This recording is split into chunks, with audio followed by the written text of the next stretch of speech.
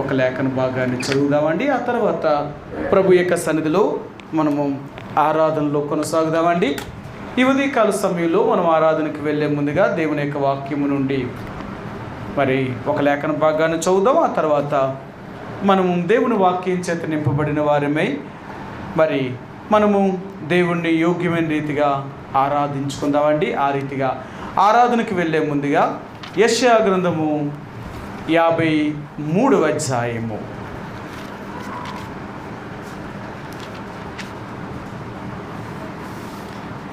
యెషయా గ్రంథము 53వ అధ్యాయము. ఈ ఉదయకాల సమయంలో ఆరాధనకు వెళ్ళే ముందుగా దేవుని యొక్క వాక్యము నుండి యెషయా గ్రంథము 53వ అధ్యాయము 3వ వచనాన్ని మనందరము కలిసి ఒక్క మాటలాగా చదువుదామండి.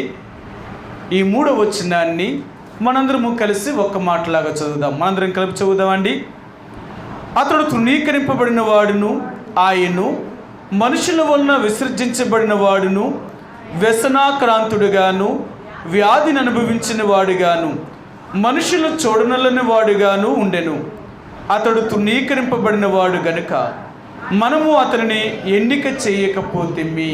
ఈ ఉదయకాల సమయంలో చదువుకున్న లేఖన భాగాన్ని దేవుడు దీవించునుగాక. నేటి దినాలలో మరి శ్రమ దినాలుగా, లెంటీ డేస్గా ఈ దినాల్లో క్రైస్తవులుగా ప్రారంభించారండి. ఆ రీతిగా అంటే యేసు ప్రభువారు ఈ లోకములో శ్రమపరచబడిన 40 రోజులు వారు మరి ఆచరణలను తీసుకొస్తున్నారు. బైబిల్ గ్రంథంలో ఇదేమీ చెయ్యమని కానీ బైబిల్లో ఎక్కడా కూడా చెప్పబడలేదు. అంటే యేసుప్రభువారు 40 రోజులు ఆయన శ్రమ దినాలు పాటించాడు కాబట్టి మనము పాటించాలనేమి అదేమీ రూల్ ఏమీ లేదు. యేసుప్రభువారు ఎందుకు 40 రోజులు శ్రమ దినాలు పాటించాడు? ఆయన ఎందుకు 40 రోజులు వెళ్ళాడంటే ఆయన శోధించబడ్డం కొరకై ఆత్మచేత అరణ్యములోనికి వెళ్ళాడు ఆయన. అలాగే బైబిల్ గ్రంథంలో మోషే కూడా 40 రోజులు ఉపవాసం ఉన్నాడు. అంటే 40 రోజులు అన్నపానములేమీ తీసుకోకుండా దేవుడితో కూడా 3 సార్లు గడిపినవాడు. ఒకసారి 10 ఆజ్ఞలు తీసుకురావడానికి 40 రోజులు సీనాయి కొండ మీద ఉన్నాడు. ఆయన కొండ దిగి వస్తున్నప్పుడు ఇశ్రాయేలు ప్రజలు బయలును చేసుకొని పూజిస్తున్నప్పుడు ఆ రాళ్లను 2 పగలగొట్టి ఆయన మరి వారు చేసిన పాపమునకు శిక్షణ విధించాడు. మరలా ఇశ్రాయేలు ప్రజలకు ఆజ్ఞలు తీసుకురావడానికి మరలా మోషే ఆ సీనాయి పర్వతం మీద 40 రోజులు మరలా దేవుడితో కనిపెట్టిన తర్వాత మరలా దేవుడు 2 ఆజ్ఞలు కలిగిన అంటే 10 ఆజ్ఞలు కలిగిన ఆ 2 రాతి పలకల్ని మరలా మోషే చేత పట్టుకుని వచ్చాడు. 3వసారి నిర్గమాకాండము 25వ అధ్యాయంలో నాకు ఒక మందిరాన్ని కట్టాలి అన్నప్పుడు దేవుడు మోషేకి ఆయన మరలా కొండ మీద తీసుకుని వెళ్ళి 40 రోజులు మోషేని కొండ మీద నిలబెట్టి కూర్చుంచి నిర్మించిపోయే మందిరము ఎలాగ ఉండాలి అనే దాన్ని అతనికి తెలియచేశాడు ఆయన. అలాగ మోషే 3 సార్లు 40 రోజులు చెప్పున సీనాయి పర్వతం మీదకి వెళ్ళి ఆయన లేక దేవుడితో గడిపాడు. అంటే ప్రతిదానికి ఒక కారణం అనేది ఉంది. ఈ దినాలలో మనం ఎందుకు చేస్తున్నాము అనేది మనకే తెలియదు. ఒక ఆచారం అంతే. ఎన్నో వందల సంవత్సరాల నుంచి ఆచారం జరుగుతుంది కాబట్టి వాళ్ళు పెట్టారు అంటే ఊరికినే పెట్టరు కదా, ఏదోటి ఉంటేనే కదా పెడతారు. కాబట్టి వాళ్ళు పెట్టారు కాబట్టి మనం కూడా కొనసాగించాలి అంటారు. ఎందుకు పెట్టారు, ఏ కారణం చేత పెట్టారని తెలుసుకోకుండా ఎలాగ ఆచరించగలుగుతాం? ఏ పనైనా చేసేటప్పుడు దాని వలన లాభ నష్టాలను ఎలాగైతే మనం ఆలోచించగలుగుతామో ఈ శ్రమ దినాల్ని కూడా ఆచరించేటప్పుడు దానివల్ల ఉపయోగం ఏంటి? ఈ 40 రోజులైనా మన భక్తి, ఈ 40 రోజులైనా మనం దీక్షతో ఉపవాసం ఉండేది కాదు. మన జీవితాంతము కూడా ఇదే భక్తిని కొనసాగించవలసిన వారు. కాబట్టి ఏది ఏమైనా ఈ ఉదయకాల సమయంలో దేవాతి దేవుడైన యేసు ప్రభువారు మన కొరకై ఆయన ఎంతో శ్రమపరచబడ్డారు. కాబట్టి ఆ దేవుని యొక్క శ్రమను మనం ప్రతిరోజు జ్ఞాపకం చేసుకుంటాం. ఏదో ఒక ఆదివారమే కాదండి మనం దేవుడిని ఆరాధించడం అనేది. ప్రతిరోజు మనం దేవుడిని స్తుతిస్తూనే ఉంటాం. ఇంటి దగ్గర ఉన్నా ప్రభువా మా జీవితంలో నువ్వు చేసిన అద్భుతమైన మీ రక్షణ కార్యాన్ని బట్టి వందనాలు. ఒకప్పుడు నేను ఎంతో పాపముతో జిండిపోయిన నన్ను, నిత్య నరకానికి పాత్రుడవలసిన నన్ను నువ్వు ప్రేమించి నన్ను రక్షించి నన్ను బిడ్డగా చేసుకున్నావు తండ్రి అని మనం ప్రతిరోజు మన రక్షణకే దేవునికి ఆయన్ని ఆరాధిస్తూ ఆయన స్తుతిస్తూ ఉంటామండి. మరి ఆదివారమును కూడా మరి దేవుణ్ణి ఆరాధించే విశ్రాంతి దినము కాబట్టి ఈరోజు దేవుని యొక్క మందిరములోకి వచ్చి దేవుని ప్రజలతో కూడి దేవుని యొక్క ప్రజల మధ్య దేవుణ్ణి ఆరాధించడం అండి. సమాజముగా కూడి ఆరాధించడం, వ్యక్తిగతంగా ఆరాధిస్తాం, సంఘముగా దేవుణ్ణి ఆరాధిస్తాం. అందుకనే సంఘముగా మనం దేవుని యొక్క మందిరంలోకి వచ్చినప్పుడల్లా మనం దేవుణ్ణి ఆరాధిస్తూ ఆయన స్తుతించే వారిగా ఉండాలని దేవాతి దేవుడిని యేసుప్రభువారు మన నుండి కోరేది. ఆయన అంతకంటే మన నుండి ఏమీ కోరతలేదు. ఆయన ఈ ఉదయకాల సమయంలో దేవాతి దేవుడైన యేసుప్రభువారిని మనం ఆరాధించే ముందుగా, స్తుతించే ముందుగా ఆయన మన కొరకు ఎలాంటి శ్రమ, ఎలాంటి బాధను అనుభవించాడో అది నిజంగా మనం గుర్తించగలిగితే ఆయన పడిన శ్రమకు నిజంగా మనం దేవుణ్ణి ఆరాధించేవారుగా ఉండాలండి. అందుకనే మనము ఈ రోజున యేసు ప్రభులో జీవిస్తున్నాము అంటే, ఆయన నమ్ముకొని ఈ రోజు వరకు మనం భూమి మీద ఉన్నాము అంటే నిజంగా ఇది దేవుని యొక్క సంకల్పము. చాలాసార్లు అంటాం, ఏమండి దేవుడు నమ్ముకున్న మనల్నైనా దేవుడు కాపాడుతున్నాడు, దేవుడు నమ్మలేని వారు కూడా ఈ భూమి మీద అనేక మంది ఉన్నారు కదా, మరి వాళ్ళని ఎవరు కాపాడుతున్నారు, ఎవరు మరి ప్రశ్నించవచ్చు. కానీ దేవుడు అంటాడు, వారు కాపాడబడుతున్నారు, మిమ్మల్ని కాపాడుతున్నాను, కానీ వారికి ఏదైనా శోధన వచ్చినప్పుడు, పరీక్ష వచ్చినప్పుడు నేను వారికి తోడుగా ఉండను. ఎందుకంటే వారు నన్ను ఎరగలేదు కాబట్టి.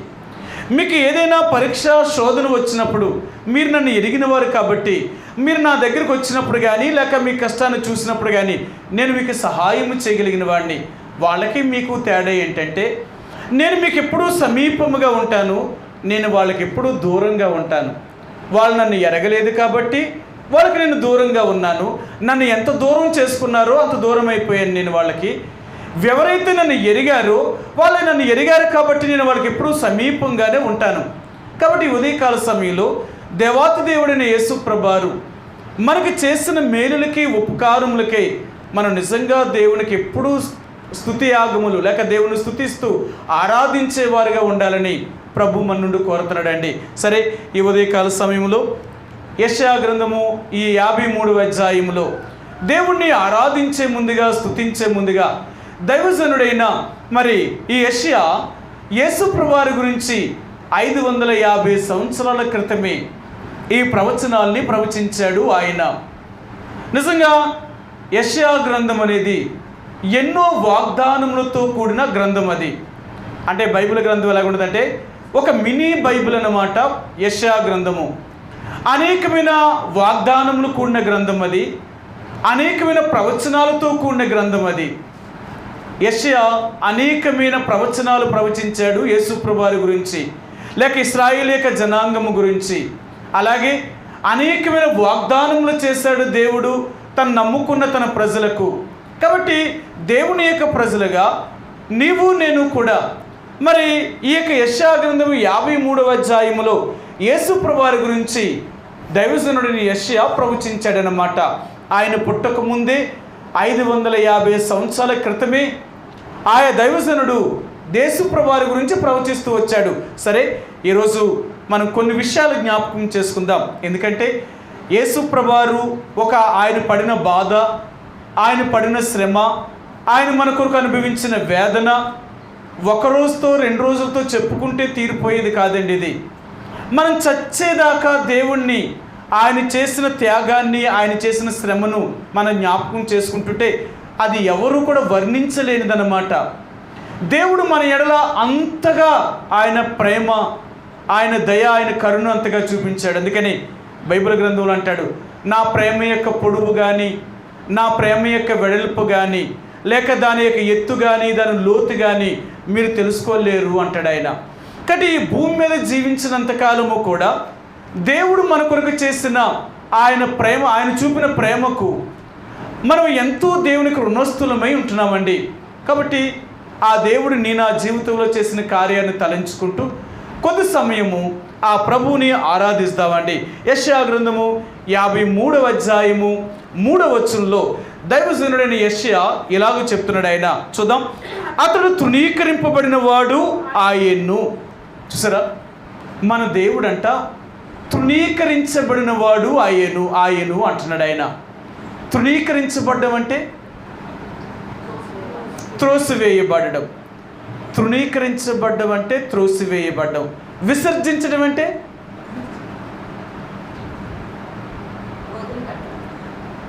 ఇది కూడా వదిలిపెట్టడమే. చూడండి, తృణీకరించడము అనేది, విసర్జించడము అనేది ఎలాగున్నాయంటే వెలివేయబడ్డము అనేవి.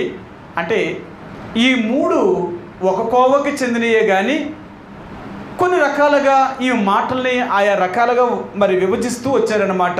సరే, బైబిల్ గ్రంథంలోనే చూద్దాం. ఇక్కడ ఏంటంటే ఆయన తృణీకరించబడిన వాడు ఆయనట. యేసుప్రభువారు మొట్టమొదటిగా తృణీకరించబడ్డాడు.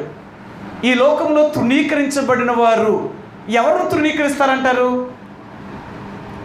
తృణీకారం అంటే మా అందరికీ తెలుసా? అమ్మ తృణీకరించారమ్మ నన్ను అంటారు.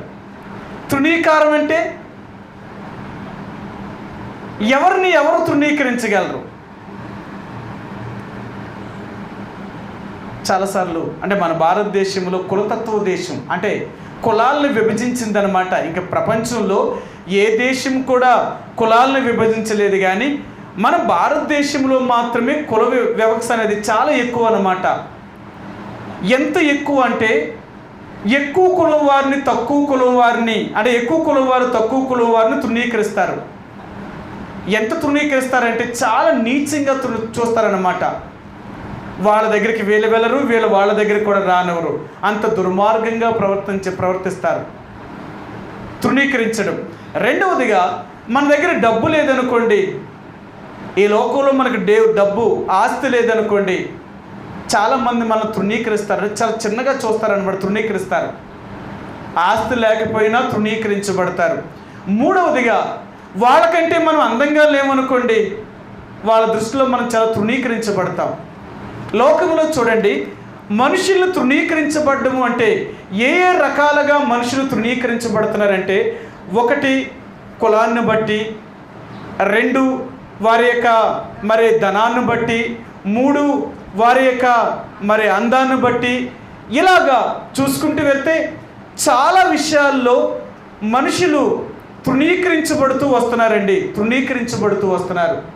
ఈ ఉదయకాల సమయంలో మన దేవాతి దేవుడైన యేసుప్రభువారు ఆయన కూడా ఈ భూమి మీద తృణీకరించబడ్డాడు. ఆయన తృణీకరించారట. ఎందుకు ఆనాడు ఇశ్రాయేలీయులు లేక యూదులు యేసుప్రభువారిని తృణీకరించడానికి గల కారణం ఏంటి? ఆయన కులం తక్కువలో పుట్టాడా? ఆల కులంలోనే పుట్టాడు ఆయన. మరి ఆల కులంలోనే పుట్టినప్పుడు యేసుప్రభువారిని ఎందుకు తృణీకరిస్తున్నారు యూదులు? ఆయన దేవుడు కుమారుడు అని చెప్పుకోవడం వల్ల ఆయన తృణీకరించారు. ఇంకా ఆయన పాపములను క్షమిస్తున్నాడు అని ఆయన తృణీకరించారు. ఇంకా యేసుప్రభువారిని వారు తృణీకరించారట. యేసుప్రభువారిని తృణీకరించడానికి గల కారణం ఏంటి? వ్యాధుల్ని బాగు చేశాడు. ఇంకొకటి, వారికంటే ఇచ్చైన స్థానంలోకి వెళ్ళిపోతాడేమో అని. ఇంకా యేసుప్రభువారిని తృణీకరించడానికి గల కారణం ఆయన వారి తప్పులు చూపిస్తున్నాడు. ఆల కులంలో పుట్టిన, ఆ యూదా మతంలోనే జన్మించిన చాలా పేద కుటుంబంలో జన్మించాడట. అందుకని వారు యేసుప్రభువారిని తృణీకరించడానికి గల కారణం మీ అందరికీ తెలుసు కదా. సరే, మీకు చూపిస్తాను ఆ మాటను. యోహాను సువార్త. యేసుప్రభువారిని ఆనాడు ఆయన తన స్వకీయుల యుద్ధకు వెళ్ళాడట, కానీ ఆయన స్వకీయులు ఆయన అంగీకరించలేదు అంటున్నాడు ఆయన. యోహాను సువార్త మొదటి అధ్యాయములో యేసుప్రభువారి గురించి ఆయన ఏం చెప్తున్నాడో చూపిస్తాను. 11వ వచనమండి. ఆయన తన స్వకీయుల యొద్దకు వచ్చిన కానీ ఆయన స్వకీయులు ఆయనను అంగీకరింపలేదు. ఆయన తన స్వకీయుల యొద్దకు వచ్చాడు, తన సొంత బంధువుల దగ్గరికి వచ్చాడు, కానీ తన సొంత బంధువులు ఆయన తృణీకరించారు. కారణం ఏంటి అంటే, యేసుప్రభువారి యొక్క మరి ఆయన జన్మ ఎంతో నిందాస్పదంగా మరి ఎంతో తోలునాడిన వారిగా ఉంటున్నారండి. నేను సువార్తను బోధిస్తూ ఒకసారి నేను సువార్త చెప్తూ ఉంటే వాళ్ళు నన్ను ప్రశ్న వేశారు. వారు, యేసు ప్రభువారు మీ దేవుడు జన్మించాడంట కదా, సరే ఎలాగ పుట్టాడు ఆయన అన్నాడు. యేసు ప్రభువారు ఎలా పుట్టాడు? కన్యక గర్భాన్ని జన్మించాడు. పెళ్ళి కాకుండా ఒక కన్యక గర్భాన్ని జన్మించడం అనేది ఇది సాధ్యమా? సాధ్యం కాదు. మరి ఎలా జన్మిస్తాడు? మీ దేవుడికి తండ్రి ఎవరో తెలియదు, మీ దేవుడికి తండ్రి ఎవరో తెలియదు. అలాంటి దేవుడిని మళ్ళీ మాకు దేవుడిని మీరు చెప్తున్నారు. ముందు ఆయనకి తండ్రి ఉన్నాడో లేదో కనుక్కోండి అన్నారు. చాలా ఎగతాళిగా మాట్లాడారు. నాకు చాలా బాధ అనిపించింది. చెప్పాను నేను, ఎందుకు దేవుడు ఆయన లాగా జన్మించవలసి వచ్చింది అంటే, మానవుడి యొక్క జన్మలో పాపం ఉంది, కానీ యేసు ప్రభువారి యొక్క జన్మలో పాపము లేదు. ఆయన పవిత్రుడైన దేవుడు ఆయన. అందుకనే ఆయన జన్మతోనే ఆయన పరిశుద్ధుడిగా జన్మించిన వాడు, ఆయన పాపము లేనివాడు. కానీ ఈ రోజుకి కూడా లోకం ఆయన ఏమంటుందో తెలుసా? ఇలాగే తృణీకరిస్తుంది. కానీ మనుషులు తృణీకరించినంత మాత్రానికి దేవుడేమీ తృణీకరించబడ్డావు. ఆయన గొప్ప దేవుడు ఆయన. అయితే యేసు ప్రభువారు మానవ రూపాన్ని జన్మించినప్పుడు లోకం ఆయన్ని ఎంతగానో తృణీకరించింది. ఒకటి, ఆయన జన్మ గురించి తృణీకరించింది. నువ్వు ఎవరికి పుట్టావో, నీ తండ్రి ఎవరో నీకు తెలియదు. అందుకనే ఆనాడు యేసు ప్రభువారిని ఒక సమరయుడు అన్నారు. యేసు ప్రభువారికి పెట్టిన పేర్లలో చాలా పేర్లలో ఆయన నజరేతు వాడు అన్నారు, ఈయన సమరయుడు అన్నారు, ఈయన పాపులతోనూ సుంకర్లతోనూ వేసులతో కలిసి భోజనం చేస్తున్నాడు, ఈయన పాపాత్ముడని పేరు పెట్టారు. ఎన్నో రకాలుగా యేసు ప్రభువారి మీద వారు నిందారోపణ చేశారు. కానీ యేసు ప్రభువారు ఆయన ఏ పాపము ఎరిగినవాడు, ఆయన నిర్దోషి అయిన దేవుడు. అందుకనే ఈ రోజున యేసు ప్రభువారు నీ కొరకు నా కొరకు ఎలాగ తృణీకరించబడ్డాడు అనే విషయాల్ని మనం జ్ఞాపకం చేసుకునే ముందుగా మొట్టమొదటిగా యేసు ప్రభువారు ఆయన జన్మను బట్టి ఆయన తృణీకరించారు.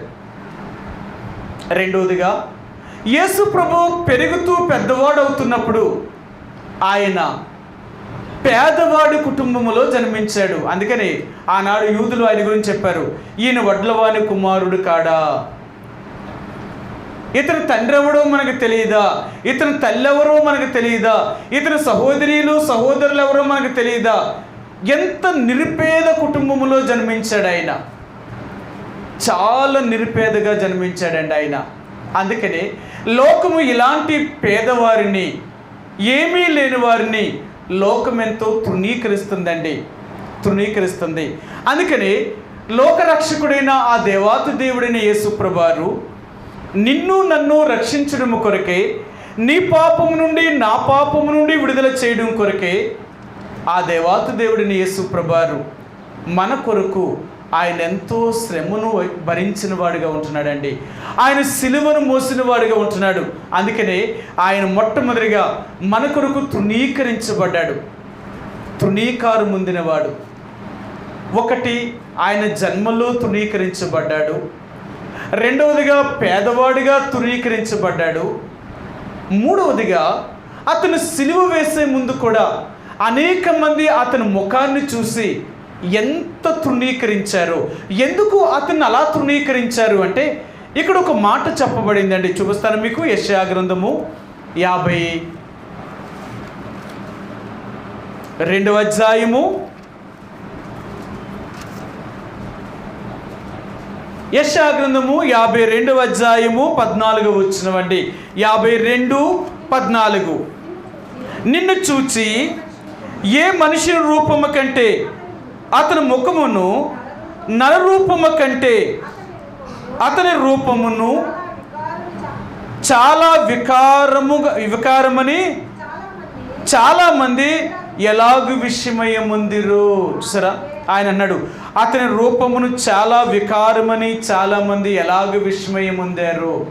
ఆనాడు యేసు ప్రభువారి యొక్క రూపమును చూసి అనేక మంది విస్మయం పొందారు, ఆశ్చర్యపోయారట. ఈయనేనా ఇలాగైపోయాడేంటి అని. అంధ వికారుడిగా చేశారు యేసు ప్రభువారిని. అందుకనే ఆ రోజున వారు చూసిన వారందరూ కూడా అతని ముఖం మీద ఉమ్ము ఊశారు, అపహాసించారు. ఎందుకు అంటే అతని ముఖమును అలాగ వికారముగా తయారు చేశారు, అంత వేలనాస్పదముగా తయారు చేశారు. అందుకనే అతని ముఖమును చూసిన వారందరూ కూడా అతన్ని తృణీకరించారండి.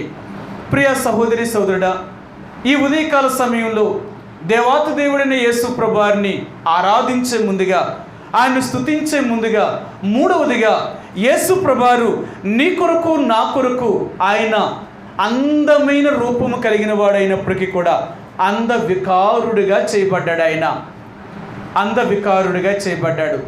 ఎంత అంధ వికారుడిగా చేయబడ్డాడు అంటే యేసు ప్రభు యొక్క రూపము పూర్తిగా మరి ఎంతగా అతని రూపాన్ని పాడు చేశారో వారు, ఏలనాస్పదముగా చేసి వారు ఆయనను తృణీకరించారు.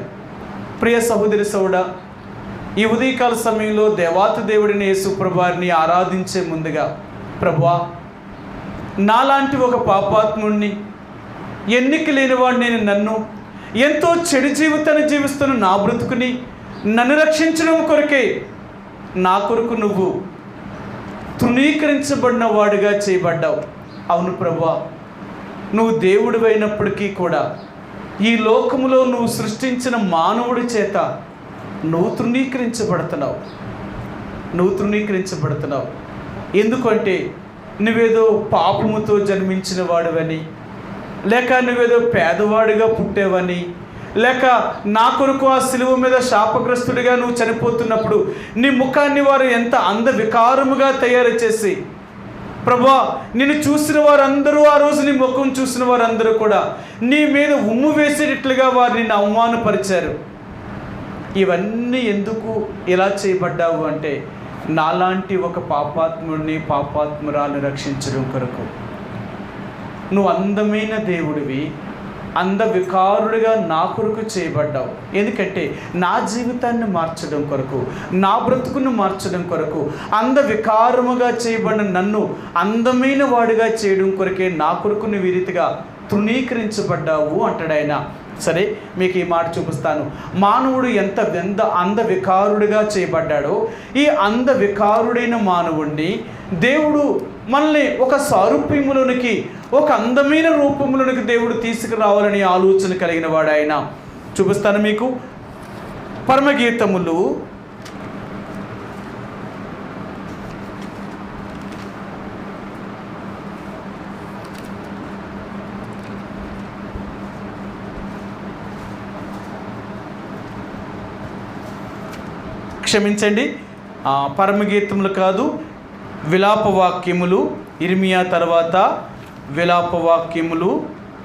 4వ అధ్యాయము విలాపవాక్యములు 4వ అధ్యాయము 7-8 వచనాలండి. 7-8 వచనాలు. దాని గనులు హిమము కన్నా శుద్ధమైన వారు, వారు పాల కంటే తెల్లని వారు, వారి శరీరములు పగడముల కంటే ఎర్రనివి, వారి దేహకాంతి నీలము వంటిది, అట్టి వారి ఆకారము బొగ్గు కంటే నలుపాయెను, వారిని వీధులలో చూచువారు వారిని గుర్తుపట్ట జాలరు, వారి చర్మము వారి ఎముకలకు అంటుకొని ఉన్నది, అది ఎండిన కర్ర వంటిదాయెను. ఆనాడు ఇశ్రాయేలు ప్రజల గురించి ఇర్మియా ప్రవచిస్తున్నప్పుడు చెప్తున్నాడు, ఇశ్రాయేలు ప్రజల యొక్క అందమైన రూపము ఎట్లు అందవికారముగా చేయబడింది. ఎందుకు అందవికారముగా చేయబడింది అంటే వాళ్ళు చేసిన పాపమును బట్టి, వారు చేసిన పాపమును బట్టి వారు అందవికారులుగా చేయబడ్డారు. ఏ పాపమును బట్టి అయితే మానవుడు అందవికారుడిగా చేయబడ్డాడో, ఆ అందవికారుడైన మానవుణ్ణి సౌందర్యముగా మళ్ళా చేయడానికి ఆ దేవాతి దేవుడైన యేసు ప్రభువారు మన కొరకు ఆయన అందవికారుడిగా చేయబడ్డాడండి. కాబట్టి ఈ ఉదయకాల సమయంలో నిన్ను నన్ను రక్షించడానికి వచ్చిన ఆ దేవాతి దేవుడైన యేసు ప్రభువారు మొట్టమొదటిగా ఆయన తృణీకరించబడిన వాడుగా చేయబడ్డాడు. లోకం ఆయన్ని తృణీకరించింది ఈ 3 కారణాలు బట్టి. ఒకటి, ఆయన జన్మ. రెండవది, ఆయన యొక్క ఆస్తి అంటే పేదవాడుగా జన్మించడం వల్ల. మూడవదిగా యేసు ప్రభువారు తృణీకరించబడ్డానికి గల కారణము అతని ముఖము అందవికారుడిగా, అంటే అతను సిలువ వేసేటప్పుడు అతని ముఖాన్ని ఎంత ఏలనాస్పదముగా తయారు చేశారు. అతను చూసిన వారందరూ అతని ముఖం మీద ఉమ్ము పూసేటట్లుగా చేశారు. అంతగా యేసు ప్రభువారిని చేశారు. ఇది మొదటిది.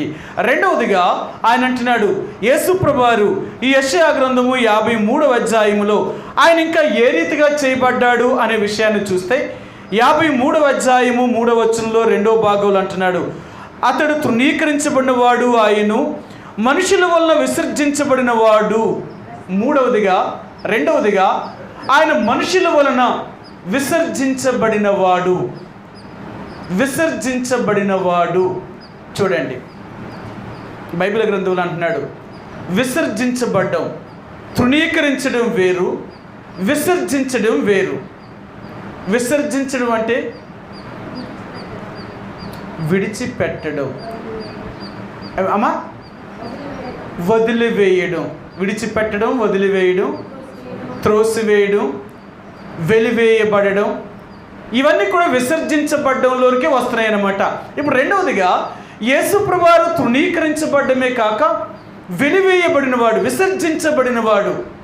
విసర్జించబడ్డాడట. మనందరికీ తెలుసు, బైబిల్ గ్రంథంలో యేసు ప్రభువారు విసర్జించబడినవాడు. ఆనాడు యూదులు అందరూ కూడా యేసు ప్రభువారిని విసర్జించేశారు. మీ అందరికీ తెలుసు కదా, యోహాను సువార్త 9వ అధ్యాయంలో పుట్టుగుడ్డు వాడికి యేసు ప్రభువారు కళ్ళనిచ్చాడు. వాడిని కళ్ళు ఇచ్చినప్పుడు వాడు దేవాలయంలోకి వెళ్ళినప్పుడు వాడిని చూసిన వాళ్ళందరూ ఆశ్చర్యపడ్డారు. ఇంతవరకు నువ్వు అడుక్కునేవాడు కదా, దేవాలయం దగ్గర గుడ్డివాడిగా ఉన్నవాడు నువ్వే కదా, మరి ఇప్పుడు నీ కళ్ళు ఎలా వచ్చి నువ్వు ఎలా చూడగలుగుతున్నావు అని అడిగారు వారు. అప్పుడు ఆయన అన్నాడు, నాకు కళ్ళుని ఎవరు ఇచ్చారో నాకు తెలియదు కానీ ఆయన యేసట. యేసు అని ఒక ఆయన నా దగ్గరికి వచ్చాడు. ఆయన బురదను చేసి ఆ బురదను నా కంటికి రాసి సిలోయామను కోనేటిలోకి వెళ్ళి కడుక్కోమన్నాడు. నేను ఆ కోనేటిలోనికి వెళ్ళి నా కండ్లను కడుక్కొని వచ్చే లోపల ఆయన వెళ్ళిపోయాడు. అయితే ఒకటి మాత్రం నేను ఎరుగుదును, ఆయన ఎవరో నాకు తెలియదు కానీ ఆయన యేసు అని చెప్పడం మాత్రం నేను విన్నాను కాబట్టి నా కళ్ళిచ్చింది యేసై ఉంటాడు అన్నాడు వీడు. అప్పుడు వీడు సరైన జవాబు చెప్పలేదు కాబట్టి వాడిని తల్లిదండ్రులు తీసుకొచ్చారు. వాడిని కన్న తల్లిదండ్రులు తీసుకొచ్చి వారిని అడిగారు, అమ్మ వీడు మీ కొడుకేనా అని అడిగారు. అప్పుడు వాళ్ళు అన్నారు, అయ్యా వీడు మా కొడుకే అని అడిగారు. వీడు పుట్టిననాటి నుంచి కూడా వీడి కళ్ళు లేవు, వీడు కళ్ళు లేనివాడుగా పుట్టాడు కాబట్టి మాకు అది మాత్రం ఒకటి తెలుసు, వీడు మా కొడుకే పుట్టిన దగ్గర నుంచి వీడి కళ్ళు లేవు అనే సంగతి కూడా మాకు తెలుసు. కానీ ఇప్పుడు వీడు చూచుచున్నాడు, వీడి కళ్ళు ఎలాగొచ్చాయో మాకు తెలియదు, వీడి కళ్ళు ఎలాగొచ్చాయో మాకు తెలియదు. మీరు వాడు వయసు వచ్చిన వాడిని మీరు అడగండి, వాడు మీరు అడిగే ప్రతిదానికి సమాధానం చెప్తాడు. అదేం చిన్నోడేమి కాదు, వాడు వయసు వచ్చినవాడు, మీరు అడిగే ప్రతిదానికి సమాధానం చెప్తాడు, వాడినే అడగండి అని తల్లిదండ్రులు తప్పించుకున్నారు. ఎందుకు తప్పించుకున్నారు అంటే ఆయన యేసు అని కానీ వీళ్ళు కానీ ఒప్పుకుంటే సమాజములో నుండి వీరిని కూడా వెలివేస్తారు. ఆనాడు యూదులు ఏం చేశారంటే యేసుని ఆయన శిష్యులను సమాజం నుండి వెలివేసేశారు. వాళ్ళని ఎవరు చేర్చుకోకూడదు, వాళ్ళ దగ్గరికి ఎవరు వెళ్ళకూడదు, వాళ్ళని చేర్చుకోకూడదు, వారు వీరి దగ్గరికి వెళ్ళకూడదు, వీరు వారి దగ్గరికి వెళ్ళకూడదు, వాళ్ళతో ఎటువంటి సాంగత్యము చేయకూడదు. ఒకవేళ యేసుతో ఎవరైనా సాంగత్యం చేసిన వారైతే వారిని వెలివేసేవారు. ఇలా వెలివేసేవారండి. ఆ పుట్టుకుట్టిన వారికి దేవుడు కళ్ళిచ్చిన తర్వాత వారితో చెప్పాడు, ఒకవేళ మీరు అన్నట్టుగా ఆయన నిజముగా యేసే నా కళ్ళను బాగు చేసి ఉంటే నేను ఆయనే దేవుడు కుమారుడని నమ్ముతాను. ఎందుకు నమ్ముతాను అంటే ఇప్పుడు దాకా ఎప్పుడూ కూడా పుట్టిననాటి నుంచి చూపు లేని వాడికి ఎవరూ ఖండించినట్లుగా బైబిల్లో ఎక్కడ చరిత్రలో చెప్పబడలేదు. నాకు మాత్రమే జరిగింది. అందుకని ఆయన నిజముగా దేవుడు కాకపోతే నా కళ్ళు ఎవరు ఇవ్వగలరు? ఇది మనుషులందరికీ అసాధ్యమైనది, ఆయనకు ఒక్కడు మాత్రమే సాధ్యమైంది. కాబట్టి ఆయన యేసు అని నేను నమ్ముతాను అని చెప్పాడు. ఎప్పుడైతే వాడు యేసుని నమ్ముతానని మాట చెప్పాడో వానిని కూడా సమాజములో నుండి వారు వెలివేశారు. వాడిని కూడా వెలివేశారు. ఎప్పుడైతే ఈ కళ్ళు గుడ్డి వాడిని బాగు చేసిన తర్వాత కళ్ళు వచ్చాయో వీడిని సమాజం వెలివేసిందని తెలుసుకున్నాడు. యేసు ఇప్పుడు అతని దగ్గరికి వచ్చి అతనితో చెప్పాడు, నువ్వు నన్ను నమ్మడం వల్ల లోకం ఇప్పుడు నిన్ను వెలివేసింది అన్నాడు. ప్రభువా, అసలు నాకు పుట్టినాటి నుంచి కళ్ళు లేనివాడు కళ్ళు ఇవ్వడమే గొప్ప సంగతి. అలాంటిది ఇప్పుడు దాకా సమాజం నన్ను గుర్తించలేనప్పుడు ఇప్పుడు నన్ను వెలివేస్తే నాకు లెక్కేముంది? నాకేం బాధ లేదు, నువ్వు నాకు దేవుడిగా ఉన్నావు అన్నాడు. యేసుని నమ్ముకున్న వారిని అందరినీ కూడా సమాజము వెలివేసిందండి, వెలివేస్తుంది. ఈరోజు కూడా అంతే, ఈరోజు కూడా అంతే. యేసు ప్రభువుని నమ్ముకున్న వారిని, యేసు ప్రభువారు ఎరగలేని వారు, ఎరిగిన వారిని వెలివేస్తున్నారండి. ఎంత వెలివేస్తున్నారో చూడండి. ఈరోజు మన భారతదేశంలోనే చూస్తే ఈనాడు వాళ్ళు ఎన్నో మతాలు కలిగి ఉన్న యేసు ప్రభువారిని ఒక్కరు నమ్ముకున్నందుకు అన్య మతస్థులుగా మనల్ని గుర్తిస్తూ నిజంగా మనల్ని ఎంతగా వేధిస్తూ బాధిస్తూ వస్తున్నారు. కారణం ఏంటి అంటే యేసు ప్రభువారిని నమ్ముకున్నందుకు మాత్రమే. ఇంకెంతకంటే మనం ఏ తప్పు చేయలేదు. మనం ఏమైనా నేరం చేసామా, ఏమైనా ఎవరినైనా బాధించామా, ఎవరి ఆస్తినైనా తీసుకున్నామా, ఒకరిని ఏదైనా బాధ పెట్టామంటే ఇలాంటి మన వల్ల ఏ చెడు కార్యము జరగకపోయినా మన వల్ల మంచి జరుగుతున్నా కానీ ఒక్క యేసు ప్రభువుని నమ్ముకున్నందుకు మాత్రమే లోకం మనను తృణీకరిస్తుందండి, అంటే విసర్జిస్తుంది. అంగీకరించడానికి ఇష్టపడతలేదు, మళ్ళీ వెలివేస్తున్నారు. ఈ రోజున దేవుడు అంటున్నాడు, ఆనాడు లోకము నన్ను అలాగే విసర్జించింది, ఈరోజు మిమ్మల్ని కూడా విసర్జించగలుగుతుంది. భయపడకండి. ఎందుకో తెలుసా? నిజమైన దేవుని తెలుసుకున్నప్పుడు, నిజమైన ప్రభువును తెలుసుకున్నప్పుడు, నిజంగా దేవుడి బిడ్డలుగా మనల్ని ఎప్పుడూ లోకం విసర్జించేదండి, విసర్జిస్తూనే ఉంటుంది. అందుకని అంటున్నాడు, నన్నే లోకము తృణీకరించింది, నన్నే లోకము విసర్జించింది, ఇక మిమ్మల్ని విసర్జించదా? మిమ్మల్ని ద్వేషించదా? మిమ్మల్ని తృణీకరించదా? మిమ్మల్ని కూడా అదే పరిస్థితి గుండా తీసుకెళ్తుంది. అందుకనే రెండవదిగా మన దేవాతి దేవుడైన యేసు ప్రభువారిని లోకం ఆయన్ని విసర్జించిందనమాట. చేర్చుకోలేదు, వెలివేశారు అతన్ని. ఎంతగా అతను తోలునాడారో, సమాజంలోనికి రాకున్నట్లుగా చేశారు. యేసు ప్రభువారిని సమాజములో, మందిరాల్లో కూడా బోధించడానికి కూడా అనుమతించడానికి ఆయన ఆపేశారనమాట. నువ్వు బోధిస్తున్నదంతా కూడా మాకు వ్యతిరేకంగా బోధిస్తున్నావు, మోషే రాసిన ధర్మశాస్త్రానికి వ్యతిరేకంగా నువ్వు చెప్తున్నావు అని యేసు ప్రభువారిని ఎంతగానో ఆ దినాన్ని వారు విసర్జించారండి. కానీ దేవుడు అంటున్నాడు, సమాజము నుండి నన్ను వెలివేశారు. యేసు ప్రభువారు యెరూషలేమును వదిలిపోయాడండి, యెరూషలేమును వదిలిపోయాడు. యెరూషలేములోనే ఉండి యెరూషలేములోనే దేవుని సువార్తను ప్రకటించవలసిన వాడు.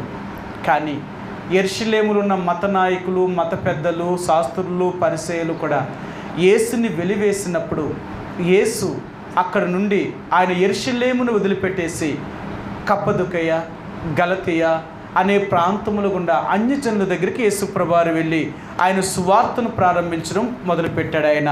సరే, మీకు ఆ మాట చూపిస్తాను. మత్తయి సువార్త యేసు ప్రభువారు ఆయన ఏ రీతిగా యేసు ప్రభువారిని వారి సమాజములో నుండి వెలివేయడం వల్ల ఆయన అక్కడి నుంచి వెళ్ళిపోయి ఆయన తూరు, సీదోను ప్రాంతముల మధ్య ఆయన దేవుని వాక్యాన్ని ప్రకటించడం మొదలుపెట్టాడు. వారు ఆయనను తృణీకరించడం దాన్ని బట్టే యేసు ప్రభువారు అక్కడి నుంచి ఆయన వెళ్ళిపోయాడు.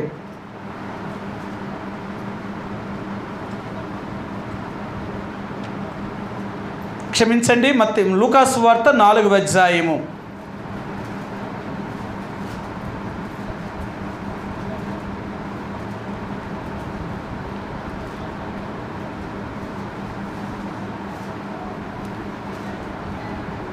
లూకా సువార్త 4వ అధ్యాయము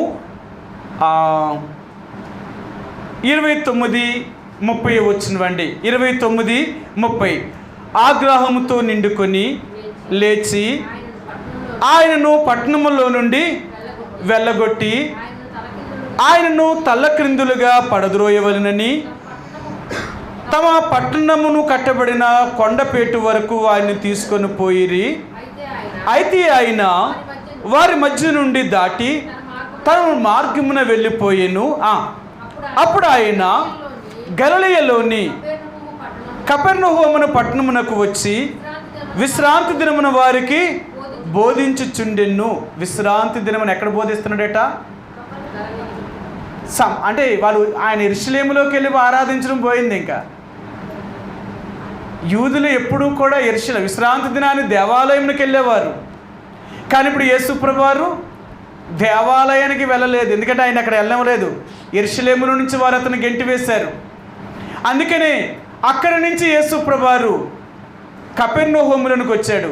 ఈ కపెర్నహూము ఎక్కడుందంటే గలిలయలో ప్రదేశం అన్నమాట. అన్యజనుల మధ్యకు వచ్చాడు యేసుప్రభువు వారు. ప్రియ సహోదరి సోదరుడా, ఈ ఉదయకాల సమయంలో దేవాతి దేవుడైన యేసుప్రభువు వారిని ఆనాడు యూదులు, ఆ మత నాయకులైన వారు యేసుప్రభువు వారిని విసర్జించడం వల్లే ఆయన అన్యజనుల మధ్యకు వచ్చి అన్యజనులతో కూడా కలిసి అన్యజనులకు సువార్తను ప్రకటించడం ప్రారంభించాడు ఆయన. కాబట్టి ఈరోజు దేవుడు అంటున్నాడు, నేను మీ కొరకు విసర్జించబడిన వాడిగా చేయబడ్డాను. నేను దేవుణ్ణి, కోట్లాని కోట్ల దేవదూతలతో ఆరాధించబడుతున్న నన్ను, రేయింబగళ్ళు కూడా స్తుతులకు పాత్రుడిగా చేయబడిన నేను మానవుడిగా ఈ భూమి మీద జన్మించిన రావడం వల్ల, నేను మిమ్మల్ని రక్షించడం వల్ల నేను తృణీకరించబడిన వాడిగా, రెండవదిగా విసర్జించబడిన వాడిగా అయ్యాను. ఈ మానవులు నన్ను విసర్జించారు. అసలు నేను మానవుని విసర్జించవలసిన దానికి బదులుగా వారు నన్ను విసర్జించారు. అది గొప్ప సంగతి. ఏంటంటే పాపము చేసిన వారు పాపము చేయలేని వారిని విసర్జిస్తున్నారు. అదెంతలాగుందో చూడండి. ఒకవేళ ఎవరైనా విసర్జించారు అంటే తప్పు చేసిన వారిని విసర్జించాలా, కానీ తప్పు చేసిన వారు తప్పు చేయలేని వ్యక్తిని విసర్జిస్తున్నారు. వారు ఎంత లోకానికి విరోధంగా ఉందో చూడండి. ప్రియ సహోదరి సోదరుడు, అందుకే ఈరోజు యేసుప్రభువు అంటున్నాడు, లోకం మిమ్మల్ని తృణీకరించిందంటే, లోకం మిమ్మల్ని విసర్జించిందంటే ఎందుకు విసర్జిస్తుందో తెలుసా? మీ క్రియలు మంచివి కాబట్టి, వారి క్రియలు చెడ్డవు కాబట్టి. అందుకని అంటున్నాడు, లోకము నన్ను ఎందుకు తృణీకరిస్తుంది అంటే లోకములో ఉన్న వారి క్రియలు మంచివి కాదట. యోహాను సువార్త 3వ అధ్యాయము, యోహాను సువార్త 3వ అధ్యాయములో యేసుప్రభువు వారిని వారు ఎందుకు తృణీకరించారు, విసర్జించారో చెప్తున్నాడు ఆయన. 19వ వచనం, 3వ అధ్యాయము యోహాను సువార్త 3వ అధ్యాయము 19-20 వచనాలండి. ఆ తీర్పు ఇదే, వెలుగు లోకములోనికి వచ్చింది కానీ తమ క్రియలు చెడ్డవైనందున మనుషులు వెలుగును ప్రేమింపక చీకటినే ప్రేమించిరి. దుష్కార్యములు చేయి ప్రతి వాడును వెలుగును ద్వేషించును, తన క్రియలు దుష్క్రియలుగా కనబడుకున్నట్లు వెలుగునొద్దకు రాడు. సరే, మంచివారిని చెడ్డవారు ఎందుకు తృణీకరిస్తున్నారు అంటే వారి క్రియలు దుష్క్రియలుగా కనబడుతున్నాయి కాబట్టి. మీరు ఎప్పుడైనా చూడండి, తప్పు చేసిన వారిని ఏలెత్తి చూపించండి, లేకపోతే మీరు వారు తప్పు చేశారని చెప్పండి, ఎట్టి పరిస్థితుల్లో ఒప్పుకోవడానికి ఇష్టపడరు. కారణం ఏంటో తెలుసా? వాళ్ళు తప్పు చేశారు అంటే అసలు సహించలేరు. అందుకన్నాడు, తమ క్రియలు దుష్క్రియలు అయినప్పుడు కూడా మంచి క్రియలనే చెప్పాలా. యేసుప్రభువు వారిని లోకం ఎందుకు తృణీకరించిందంటే ఆయన వెలుగై ఉన్నాడు లోకానికి. ఆయన ఏ దుష్కార్యములు చేసినవాడు కాదు, ఆయనలో ఏ పాపము లేదు. కానీ పాపము చేసిన మానవుడు, దుష్కార్యములు చేస్తున్న మానవుడు, మరి ఎన్నో దుర్వ్యసనాలకు లోనైపోయిన ఈ మానవుడు, పాపాత్ముడైన వాడు ఒక నీతిమంతుణ్ణి ద్వేషిస్తున్నాడండి. ఒక నీతిమంతుణ్ణి విసర్జించారు. నిజంగా ఆనాడు యేసుప్రభువు వారిని సిలువ వేసేటప్పుడు పిలాతు అన్నాడు, యూదులకున్న ఆచార ప్రకారముగా ఒక ఖైదీని విడుదల చేయడం నాకు అధికారం ఉంది కాబట్టి నేను యేసుని విడుదల చేసి బందిపోటు దొంగైన బరబ్బాను మీకు అప్పగిస్తాను, మీరు అతను తీసుకుని వెళ్ళి సిలువేసుకుంటారో మీరు ఏం చేసుకుంటారో చేసుకోండి అని చెప్పాడు. కానీ వారు అడిగింది ఒకటే, అయ్యా నువ్వు ఏ యేసునైతే రక్షించాలి అనుకుంటున్నావో ఆ యేసును చంపి ఆ బందిపోటు దొంగైన బరబ్బాను మాకు విడుదల చేయి. మాకు కావాల్సింది ఏంటంటే దుర్మార్గుడే మాకు కావాలి, మంచివాడితో మాకే సంబంధం లేదు. ఈ లోకం మంచివారిని ద్వేషించేది, దుర్మార్గులతో స్నేహము చేసేది. కాబట్టి యేసుప్రభువు రెండవదిగా ఆయన నీతిమంతుడైన దేవుడు, పాపము చేయలేని వాడైనప్పటికీ కూడా ఆయన లోకములో ఉన్న ఆనాడు ఇశ్రాయేలీలు లేక యూదులు యేసుప్రభువుని విసర్జించారండి. ఎంత విసర్జించారంటే వారి మధ్యలో ఉండకున్నట్లుగా వారు యేసుప్రభువుని తరిమివేశారు. యేసు అక్కడ నుండి వెళ్ళి గలిలయలోని కపెర్నహూము అనే ప్రాంతంలోనికి యేసుప్రభువు వెళ్ళిపోయాడు. ఆయన అక్కడికి వెళ్ళి అక్కడ ఆయన అద్భుతాలు చేయడం ప్రారంభించాడు.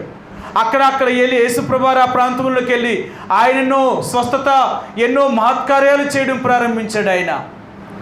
అందుకనే ఈ రోజున యేసుప్రభువుని ఆరాధించే ముందుగా, ఆ దేవుణ్ణి స్తుతించే ముందుగా ఆ దేవాతి దేవుడిని యేసుప్రభువు ఆయన నీకు నాకు జ్ఞాపకం చేసేది రెండవదిగా ఆ దేవుడు విసర్జించబడిన వాడు. ఆయన మన కోసము ఆయన విసర్జించబడ్డాడండి. మనుషుల చేత ఆయన వెలివేయబడ్డాడు, మనుషుల చేత త్రోసివేయబడ్డాడు. ఆయన మనుషులెవరూ ఆయన అంగీకరించడానికి ఇష్టపడలేదు. దేవుడు అంటున్నాడు, నేనేం తప్పు చేశానని, నేనే పాపం చేశానని. పాపము చేసిన మనిషిని ప్రేమించినందుకు లోకం నాకు విధించిన శిక్ష ఏంటంటే నేను ఒక అంటరాని వాడిని అని నన్ను వెలివేశారు. లోకం నన్ను సమాజం నుంచి వెలివేశారు. నేను ఏం తప్పు చేశాను నిరూపించమన్నాను, కానీ నా తప్పును బట్టి కాదు, కానీ నేను పాపిని ప్రేమించినందుకే లోకం నన్ను విసర్జించింది. ఈనాడు చూడండి, యేసుప్రభువు అంటే ఈనాడు ఉన్న ఈ లోకములో ఉన్న ఎంతోమందికి యేసుప్రభువు ఎంత శత్రువుగా మారిపోయాడో. ఈ రోజున భూమి మీద ఎన్నో మంది దేవతలు దేవుళ్ళు ఉన్నా వాళ్ళందరికీ ఒక్క యేసుప్రభువు అంటే ఇష్టం లేదు. కోట్ల కొలది వారందరూ ఒకటే అంటున్నారు, కానీ యేసుప్రభువుని మాత్రం వాళ్ళు కలుపుకోవడానికి ఇష్టపడతా లేదు. కారణం ఏంటో తెలుసా? ఆయనలో పాపము లేదు. పాపము లేని వాడితో పాపము చేసిన వారు ఎలా కలిసి ఉంటారు? అందుకనే చీకటి వెలుగును ద్వేషించుచున్నది. ఆనాడు యేసుప్రభువు ద్వేషించబడ్డాడు అంటే మనల్ని రక్షించడం కొరకే, మనల్ని ప్రేమించినందుకు, పాపాత్ములైన మానవుడిని ప్రేమించినందుకు ఆయన ద్వేషించబడ్డాడు, తృణీకరించబడ్డాడు, ఆయన వెలివేయబడ్డాడు, ఆయన విసర్జించబడిన వాడు అయ్యాడు. ఎవరి కోసం అంటే మనం రక్షించడం కొరకు. ప్రభువా, నన్ను నీ బిడ్డగా చేసుకొని నన్ను నీ పరలోక రాజ్యం తీసుకెళ్ళడం కొరకు, నా కొరకు ఈ భూమి మీదకి వచ్చినప్పుడు నా కొరకు నువ్వు ఎన్ని అవమానాలు గుండా, పరిస్థితులు గుండా వెళ్ళావు. అందుకని రెండవదిగా అంటున్నాడు, అతడు విసర్జించబడిన వాడు ఆయన. మన కోసం ఆ దేవుడు విసర్జించబడ్డాడు. మూడవదిగా ఆయన ఇంకెలాగున్నాడో చూద్దాం. యెషయా గ్రంథము 53వ అధ్యాయము, యెషయా గ్రంథము 53వ అధ్యాయము 3వ మాట అండి. ఆయన 3వ వచనంలో చెప్తున్నాడు, వ్యసనాక్రాంతుడుగాను వ్యాధిని అనుభవించిన వాడుగాను. యేసుప్రభువు ఈ భూమి మీద ఉన్నప్పుడట వ్యసనాక్రాంతుడిగా ఉన్నాడట. అంటే వ్యసనాక్రాంతుడు, వ్యసనాకాంతుడు అంటే చెడు పనులు చేసేవాడు. ఇంకా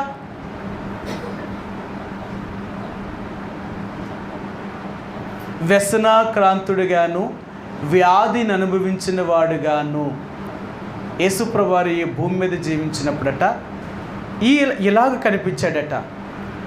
వ్యసనాక్రాంతుడు, రెండవది వ్యాధిగ్రస్తుడు. మీ అందరికీ తెలుసు, యేసుప్రభువు ఆయన మంచి యవ్వనములో చనిపోయాడు. ఆయన 33.5 సంవత్సరాల వయసులో యేసుప్రభువు సిలువేయబడ్డాడు. ఆ సిలువ వేసేటప్పుడు ఆయన ఎంతో ఆరోగ్యవంతుడిగా ఉన్నాడు. మనందరికీ తెలుసు కదా, ఎవరినైనా ఒక వ్యక్తిని ఉరిశిక్ష తీసేటప్పుడు ఆ వ్యక్తి ఆరోగ్యకరంగా ఉండాలి. అవునా? అతనికి ఆరోగ్యకరంగా లేకపోతే అతను ఉరి తీయరు. అతనికి అన్నీ బాగున్నప్పుడే ఉరి తీయాలా. ఎందుకు అలాగా? చంపేసేవాడిని ఎలాగుంటే ఏంటి చంపేసేటప్పుడు? చూడండి, ఆయనకు బీపీ చెక్ చేస్తారు, షుగర్ చెక్ చేస్తారు, అతనికి ఏమైనా మరి బలహీనత. ఇప్పుడు ఉరి తీసేటప్పుడు అతనికి అన్ని రకాలుగా ఆరోగ్యంగా ఉన్నాడా లేదా చూసుకుంటారు. అన్నీ ఆరోగ్యకరంగా ఉంటేనే ఆ మనిషికి ఉరి తీస్తారు. మరి అలాగన్నప్పుడు యేసు ప్రభువారిని చంపేటప్పుడు కూడా ఆయన యవ్వనములో చనిపోయాడు. ఆయన ఏ వ్యాధి ఆయనకి లేదు, వ్యాధి లేదు, కానీ ఆయన వ్యాధిగ్రస్తుడిగా చేయబడ్డాడు. ఆయన అంటాడు, నిశ్చయముగా అతడు మన రోగములను భరించాడట. అతడు మన రోగాన్ని భరించడం వల్ల ఆయన వ్యాధిగ్రస్తుడిగా చేయబడ్డాడు. ఎందుకు యేసు ప్రభువారు వ్యాధిగ్రస్తుడు అంటే, మన పాపరోగం అంతటిని ఆయన భరించడానికి వచ్చాడు. మన పాపరోగం అంతటిని ఆయన తీసుకోవడం వల్ల ఆయన వ్యాధిగ్రస్తుడిగా చేయబడ్డాడు. సరే మీకు ఆ మాట చూపిస్తాను. పేతురు రాసిన మొదటి పత్రిక 2వ అధ్యాయము. పేతురు రాసిన మొదటి పత్రిక 2వ అధ్యాయములో ఆయన అంటున్నాడు, ఆయన ఎలాగ ఉన్నాడు, ఆయన కొన్ని మాటలు ఇక్కడ జ్ఞాపకం చేస్తున్నాడు. ఆయన 2వ అధ్యాయము 24 వచ్చినవండి. 24 2వ అధ్యాయము 24 వచ్చిన, మన పాపముల విషయమే చనిపోయి నీతి విషయమే జీవించినట్లు ఆయన తానే తన శరీరమందు మన పాపములను మ్రాను మీద మోసుకొనెను. ఆయన పొందిన గాయముల చేత మీరు స్వస్థత నొందిరి అని అంటాడు. నిశ్చయముగా అతను మన వ్యాధిని భరించాడు. యెషయా గ్రంథం 53వ అధ్యాయం అంటున్నాడు, ఆయన మన యొక్క వ్యాధిని అనుభవించాడట. అందుకని ఈ రోజున యేసు ప్రభువారు మరలా 2 విషయాలు జ్ఞాపకం చేస్తున్నాడు. ఒకటి, నేను వ్యసనాక్రాంతుడిగా చేయబడ్డాను. రెండవదిగా వ్యాధిని అనుభవించిన వాడుగా చేయబడ్డాను. యేసు ప్రభువారు వ్యసనాక్రాంతుడట. వ్యసనాక్రాంతుడట అంటే ఒక్కొక్కరికి ఒక్కొక్క వ్యసనం ఉంటుంది కదా. మనుషుల్లో ఒకటేనది చాలా రకాలు ఉంటాయి. ఆ వ్యసనం అనేది ఎలాగుంటుందంటే, ఒకటి, ఆ వ్యసనము దేనికైతే మనిషి బానిస అవుతున్నాడో ఆ వ్యసనానికి గురవుతున్నాడు, అది ఒక వ్యసనం. రెండవదిగా యేసు ప్రభువారు వ్యసనాక్రాంతుడట. వ్యసనాక్రాంతుడు అంటే ఆయన ఎప్పుడూ దుఃఖంతో కలిగినవాడు. చాలాసార్లు అంటారు ఈ దుఃఖాన్ని కూడా ఒక వ్యసనమే అన్నమాట. చాలాసార్లు అంటే చాలామంది ఎప్పుడు ఏడుస్తూనే ఉంటారన్నమాట. ఏడడం అనేది సందర్భాన్ని బట్టి ఏడవాలి తప్ప సందర్భం లేని కారణంలో కూడా ఏడవకూడదు. ఏ కారణాన్ని బట్టి ఆ కారణమే చేస్తూ ఉంటారన్నమాట. కొన్నిసార్లు దేవుని యొక్క ప్రజలుగా వీరు వ్యసనాక్రాంతుడిగా చేయబడ్డాడు. యేసు ప్రభువారికి ఉన్న వ్యసనం ఏంటి అంటే, ఆయనకున్న బలహీనత. అంటే ఆయనకున్న వ్యసనం ఏంటి అంటే బలహీనత అంటున్నారు. ఆయన ఎప్పుడూ ఏడుస్తూనే ఉండేవాడట. ఆయనకున్న వ్యసనం ఏంటంటే యేసు ప్రభువారు ఎప్పుడూ ఏడుస్తూనే ఉండేవాడట. ఎందుకు యేసు ప్రభువారు ఏడ్చేవాడు అంటే, మానవులు చూసినప్పుడల్లా వారు చేస్తున్న క్రియలు, వారు చేస్తున్న పాపమును బట్టి, వారు అనుభవించబోయే భయంకరమైన నరక శిక్షకు వీరు ఎంత గురవుతున్నారు అని వారిని చూసి యేసు ప్రభువారు ఎప్పుడు కూడా ఏడ్చేవాడు ఆయన. అందుకనే బైబిల్ గ్రంథంలో చాలాసార్లు అంటాడు, యేసు వారిని చూసినప్పుడల్లా చాలా బాధపడ్డాడు. ఆయన అంటాడు, యేసు వారిని చూసినప్పుడు కాపరు లేని గొర్రెల వలె చెదిరి ఉండేట్టు చూశాడట యేసు. కానీ యేసు ప్రభువారు ఆయనకున్న వ్యసనం ఏంటి అంటే ఆయన ఎప్పుడూ ఏడుస్తూనే ఉండేవాడు. మీరు బైబిల్ గ్రంథంలో చూడండి, యేసు ప్రభువారు ఆయన సేవా జీవితం ప్రారంభించిన దగ్గర నుంచి ఆయన మరణించేదాకా ఈ 3.5 సంవత్సరాల్లో యేసు ప్రభువారు కన్నీరు కారుస్తూనే ఉన్నాడట. అంటాడు కదా, మనందరికీ తెలుసు, ఆయన శరీరధారి అయిన దినములలో మహారోదనముతోనూ కన్నీళ్లతోనూ తన జీవితాన్ని గడిపాడు. ఆయన ప్రతిరోజు ఏడుస్తూనే ఉండేవాడట. వ్యసనాక్రాంతుడిగా చేయబడ్డాడు ఆయన. రెండవది వ్యాధిగ్రస్తుడిగా చేయబడ్డాడట. వ్యాధిగ్రస్తుడిగా చేయబడ్డాడు. యేసు ప్రభువారు ఏ వ్యాధి లేకపోయినా కానీ మానవులకున్న పాపరోగమును తీసివేయడం కొరకు ఆ దేవుడు కూడా ఆ వ్యసనాన్ని ఆయన భరించవలసి వచ్చింది, ఆ వ్యాధిని ఆయన భరించవలసి వచ్చింది. అందుకని యేసు ప్రభువారు తన సిలువ మ్రాను మీద మన పాపముల చేత, మన దోషముల చేత మనం చావలసిన ఆ వ్యాధికి, ఆ పాపమునకు శిక్ష యేసు ప్రభువారు మన కొరకు భరించాడు. అందుకనే ఇప్పుడు 4వదిగా చెప్తున్నాడు, నేను వ్యాధిని అనుభవించిన వాడుగా ఈ భూమి మీద ఉన్నాను. ఎంత యేసు ప్రభువారు వ్యాధితో నిండిపోయాడు అంటే, ఆ పాప రోగం అనే వ్యాధి మన రోగములన్నిటినీ ఆయన మీద వేసుకోవడం వల్ల ఆయన ఒక వ్యాధిగ్రస్తుడిగా చేయబడ్డాడండి. మనం చాలాసార్లు చెప్తూ ఉంటాం ఏంటంటే, ఒక పేషెంట్ దగ్గర ఒక వ్యక్తి ఉన్నాడు అనుకోండి, ఎవరైనా పరిచర్య చేసేవాళ్ళు అప్పుడు ఎలాగుంటుందంటే, హాస్పిటల్లో ఆడ పేషెంట్ కంటే పేషెంట్కి పరిచర్య చేసే వాళ్ళదే ఎక్కువ కష్టం. అందుకని వీళ్ళు చాలాసార్లు ఏమవుతారంటే, హాస్పిటల్ నుంచి ఒక పేషెంట్కి సేవ చేసి ఇంటికి వచ్చిన తర్వాత వీళ్ళ పేషెంట్ అయిపోతారు.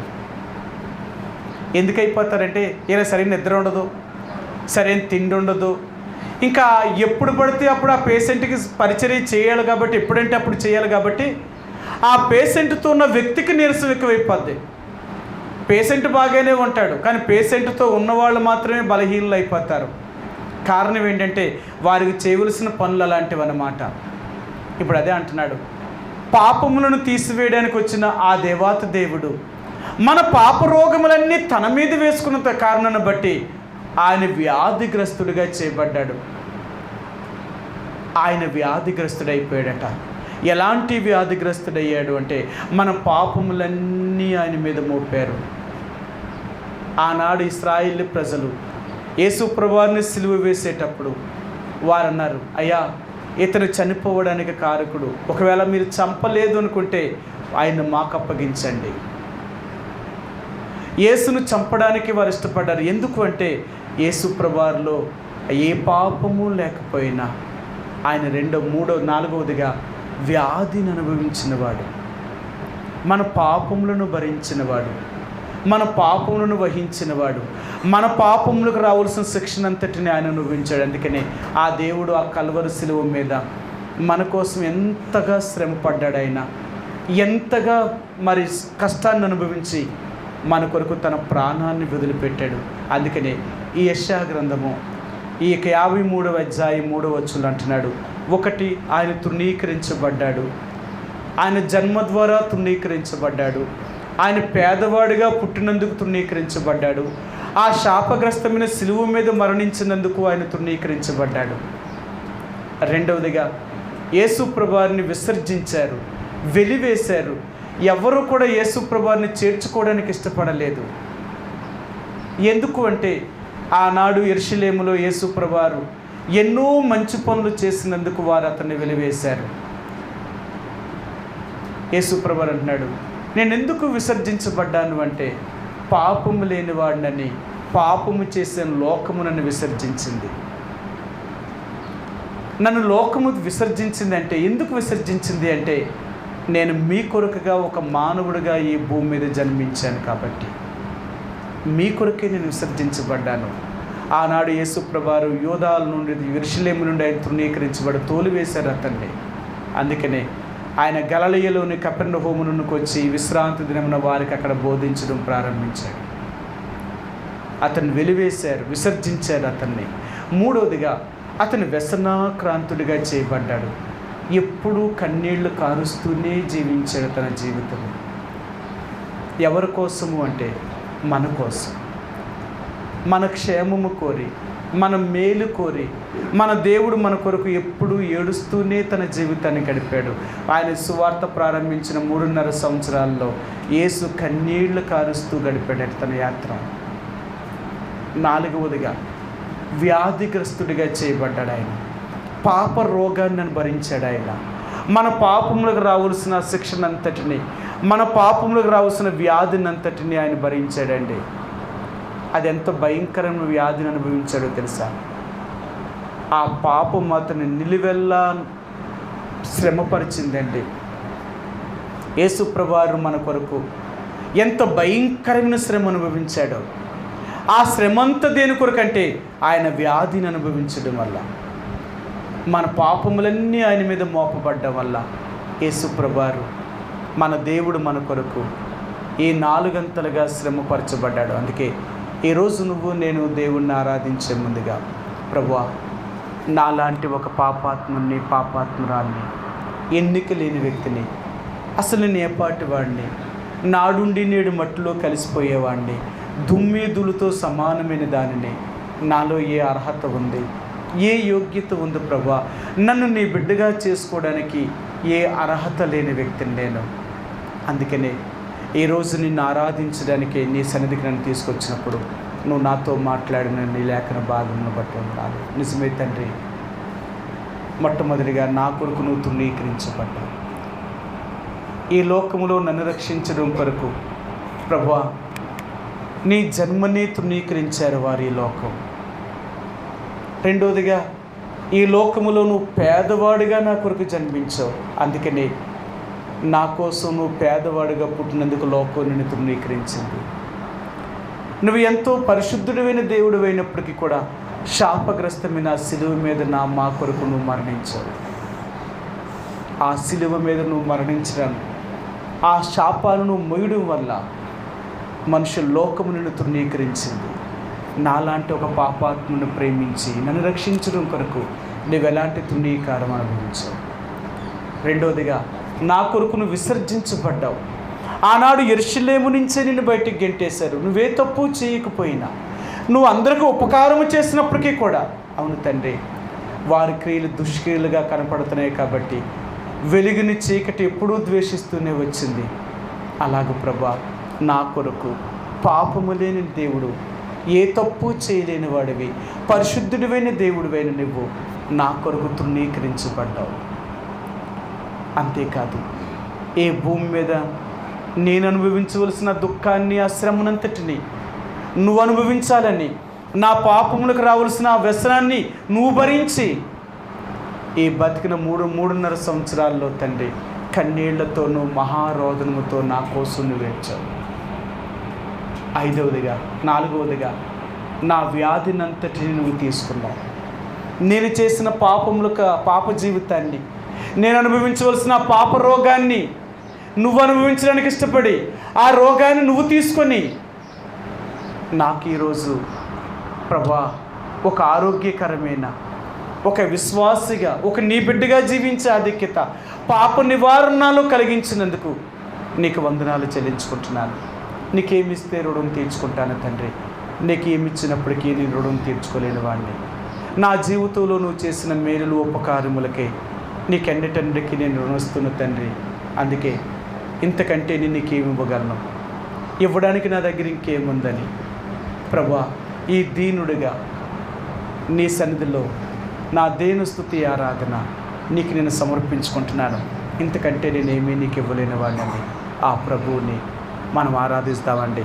కొద్ది సమయం ప్రభువుని ఆరాధించే ముందుగా ఈ 4 రకాలుగా అతడు తృణీకరించబడినవాడు, విసర్జించబడినవాడు, వ్యసనాక్రాంతుడుగా, వ్యాధిని అనుభవించిన వాడుగా చేయబడ్డాడు.